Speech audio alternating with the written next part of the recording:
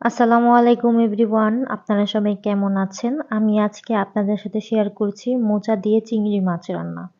তো চলুন দেখে আসি কেমন করে রান্না করতে হয়।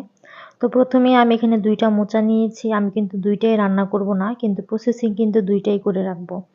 তো প্রথমে আমি মোচাটাকে আগে কেটে নিচ্ছিলাম। তো দেখতেই পাচ্ছেন যে এখানে আমি মোচাটাকে প্রথমে খুলে নিচ্ছি। তারপর একটা একটা করে কিন্তু বেছে নিতে হবে। এখানে একটি ফুলের মতো একটা লম্বা ডাঁটি আছে। তো সেটা ধরে টান দিলে কিন্তু একটা পাপড়ির মতো বের হয়। তো এই ফুলের মতো যে ডাঁটিটা আর হচ্ছে পাপড়িটা, এই ২ টা কিন্তু ফেলে দিতে হবে।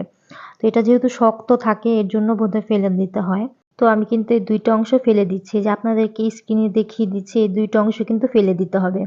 তারপর আমি মোচাটা যতটুক পেরেছি খুলে তারপরে ওইভাবে করে নিয়েছি। আর যতটুকু নরম ছিল সেই অংশটা জাস্ট আমি কুচি করে নিয়েছি, এই যে দেখতেই পাচ্ছেন।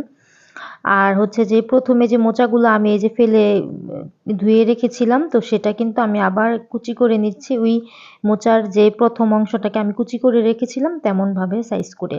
তো তারপর আমি এখানে একটু লবণ আর হচ্ছে হলুদের গুঁড়ো দিয়ে কিন্তু একটু পানি দিয়ে সিদ্ধ করে নিব, যাতে এখানে একটু কষ থাকে, যাতে এই কষটা চলে যায়, এর জন্য কিন্তু এই কাজটি করে নিতে হবে। তেমন কিছুই না, জাস্ট অল্প একটু বলক চলে আসলে কিন্তু নামিয়ে নিতে হবে। এখানে সিদ্ধ করার কোনো প্রয়োজন নেই, জাস্ট একটু কষটা যাতে বের হয়ে যায়। তো তারপর আমি এখানে নিয়েছি সরিষা ১.৫ টেবিল চামচের মতো, আর পোস্তদানা নিয়েছি ১.৫ টেবিল চামচের মতো।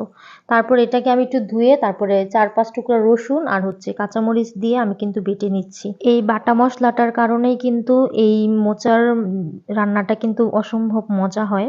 তো এই যে আমার কিন্তু বাটা হয়ে গিয়েছে, আমি এই যে দেখতেই পাচ্ছেন আমি কিন্তু এখন তুলে নিচ্ছি। তো তারপরে যে আমি কিন্তু সবগুলোই আমি সিদ্ধ করে নিয়েছি, তার থেকে অর্ধেকটা আমি ডিপে রেখে দিব, যাতে আমি পরে খেতে